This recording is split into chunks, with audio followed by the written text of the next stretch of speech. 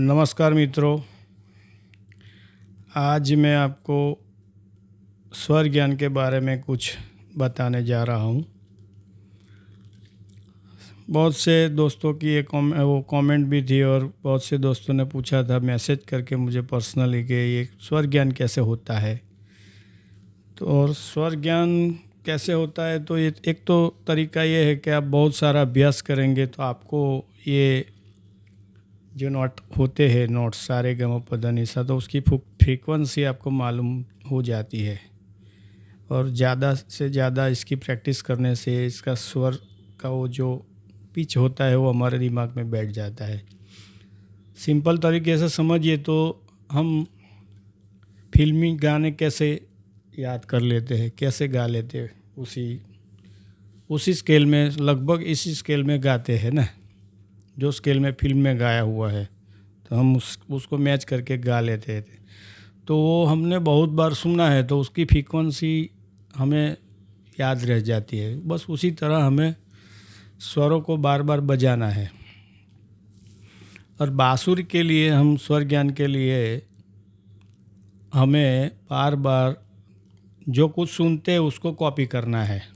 कोई बोलता है भजन गा रहा है तो उसी के स्वर में, उसी के स्केल में हमें कॉपी करना है, कॉपी करने की कोशिश करनी है। तो ऐसे करते करते धीरे धीरे आपको स्वर ज्ञान हो जाएगा। मतलब कि कोई गाना बज रहा है तो उसको हमें नहीं आता है ना अभी, फिर भी उसको बजाने की कोशिश कीजिए कि भाई ये बज कहाँ से रहा है, तो उसके साथ मैच कीजिए स्वर। तो थोड़ा बहुत पहले होगा, बाद में थोड़ा और होगा। ऐसा करते करते करते एक दिन ऐसा आ जाएगा कि आपको सुन के पता चल जाएगा कि ये कौन सा स्वर बज रहा है।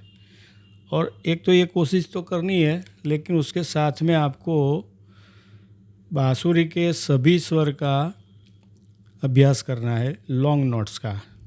तो जैसे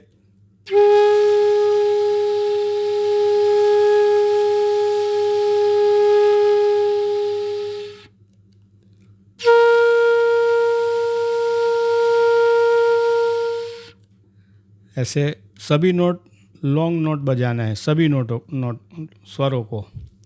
और सभी नोट्स को सा के साथ मैच करके गाना है। मतलब कि सा बोलना है, बाद में रे, सा ग, सा म, सा प, ऐसे देखिए।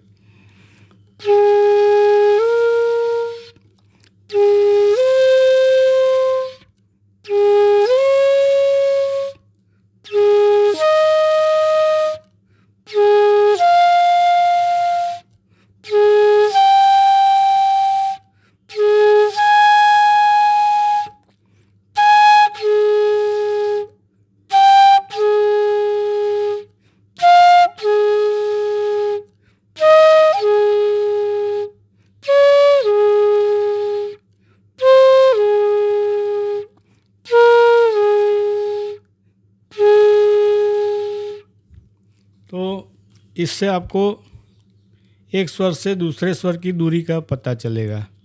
और अपना जो मुख्य स्केल है उसको भी, वो भी ध्यान में रहेगा, तो आप सा के आसपास तुरंत पहुंच सकते हैं।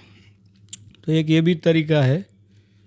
और ज़्यादा से ज़्यादा अलग अलग कॉम्बिनेशन स्वरों का उसको अभ्यास करना। अलंकार अलग अलग हो गए, जैसे अलग अलग फ्रेजेस हो गए, तो उसको बार बार घुटने का, उसको बार बार बजाने का। तो ये भी एक जरिया है स्वर ज्ञान का। और ज़्यादा से ज़्यादा बजाएंगे, उसमें मेहनत तो लगेगी, तभी जाके स्वर ज्ञान होगा। पहले शुरुआत में सब लोगों को यही दिक्कत रहती है, मेरे भी यही दिक्कत थी। स्वर ज्ञान मुझे पता ही नहीं था, बाद में आज जाके मालूम होता है कि ये स्वर ज्ञान किसको कहते हैं।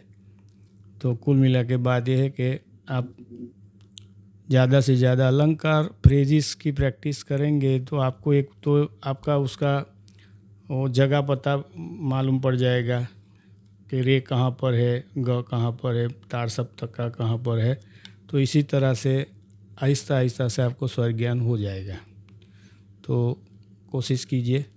वीडियो अच्छा लगे तो लाइक कर दीजिएगा। धन्यवाद।